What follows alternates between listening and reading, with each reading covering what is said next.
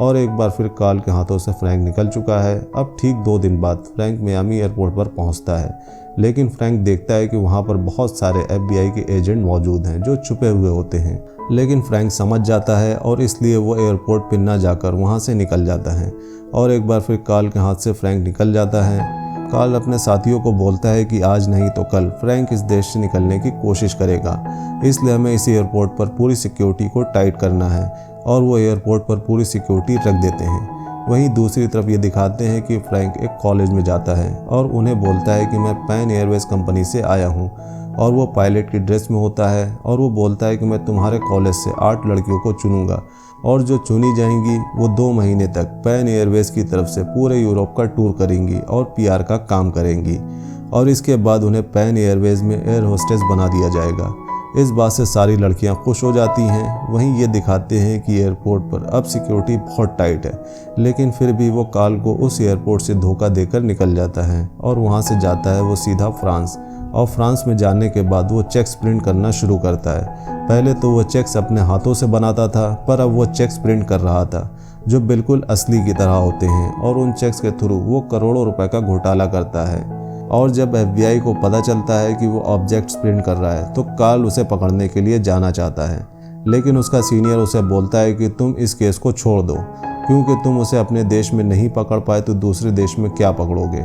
इस बात से कार्ल को बहुत दुख होता है, लेकिन कार्ल अब उसे किसी भी कीमत पर पकड़ना चाहता है। और जब वो उन चेक्स की जो उसने बनाए होते हैं उसकी इन्वेस्टिगेशन करता है तो उसे पता चलता है कि ये बहुत बड़ी एक प्रिंटिंग फैक्ट्री में बनाए गए हैं। और जब वो पता करता है कि ऐसी फैक्ट्रियाँ कौन कौन से देशों में हैं तो उसमें कई देशों के नाम होते हैं, जिसमें एक देश का नाम होता है फ्रांस।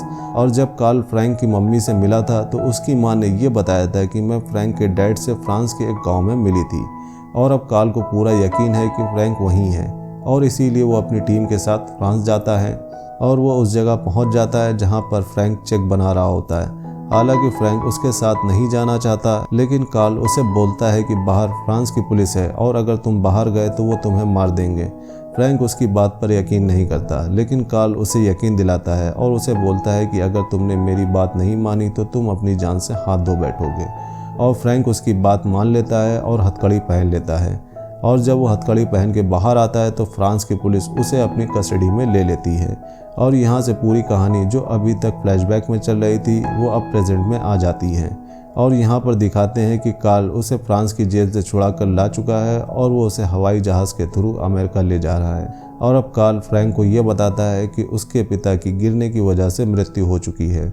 और इस बात से फ्रैंक को बहुत दुख होता है क्योंकि वो अपने पिता से बहुत क्लोज होता है। और इस मूवी में ये भी दिखाते हैं कि बहुत जगह वो अपने पिता को कॉपी करता है।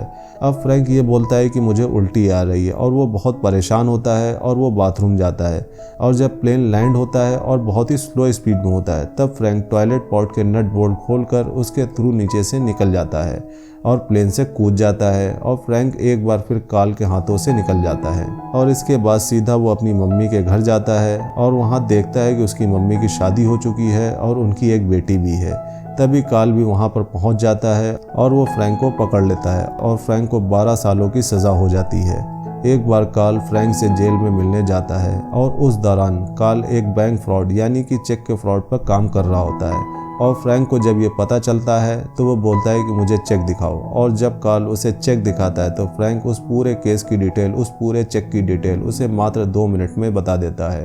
और इस बात से कार्ल बहुत इम्प्रेस होता है और इसके बाद वो बैंक फ्रॉड के कई केसों में उसकी मदद लेते हैं। और बाद में ये डिसाइड करते हैं कि फ्रैंक को क्यों ना FBI में शामिल कर लिया जाए। वो फ्रैंक के पास जाते हैं और उसे बोलते हैं कि अगर तुम FBI में काम करोगे तो हम तुम्हारी बाकी सज़ा माफ़ करवा देंगे।